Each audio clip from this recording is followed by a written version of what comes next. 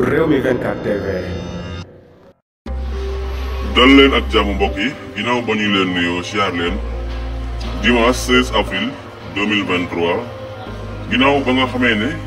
kii di gouverneur de Dakar bi daal di nay jël ab dogal maanaam di aaye bépp carburant gasoil essence boo xam ne dinañu ko jaay commencé le 15 wala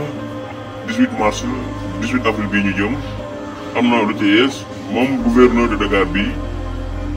indiwaat na yeneen sartu yoo xam ne daal dina koy tegaat ci réew mi ba ñu bari sax ci Sénégalais yi daal ña ngay naqarlu di wax ne décision yooyu nga xam ne ñu ngi koy jël te ñu bëree bëri ci Sénégalais yi duñu ko yëg ndax daal ñëpp jànguñu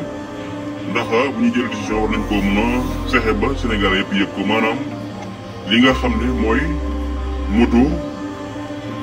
deux roues yooyu nag amuñu droit daw suba ci li nga xam ne mooy 17 avril 2023 bi ci diggante procès mame mbaye niang Ousmane Sonko procès en appel boobu kon gouverneur de Dakar ma ngay xamle ne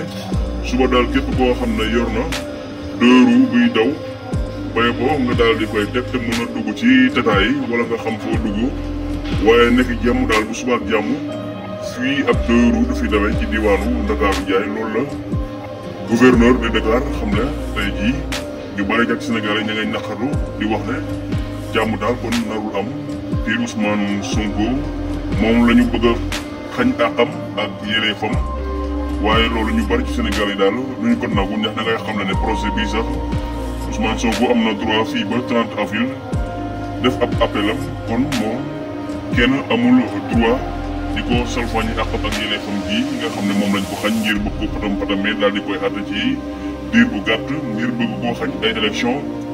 loolu la Sénégalais yu bari nemeeku kon mi ngoog gouverneur de Dakar ma ngay xam le ne lundi ji kon bépp deux roues boo xam ne doon na daw na nga gaare sa deux roues te nga jël oto bu fekkee ne am nga fooy dem waaye suba daal du ñu may benn deux roues bi daw problème nag lan na am ndax am nañu bari ñoo xam ne information boobee ñoom yëguñu ko jamono yi ñuy waxee ak yéen jaa ngeen jëf mbokk yi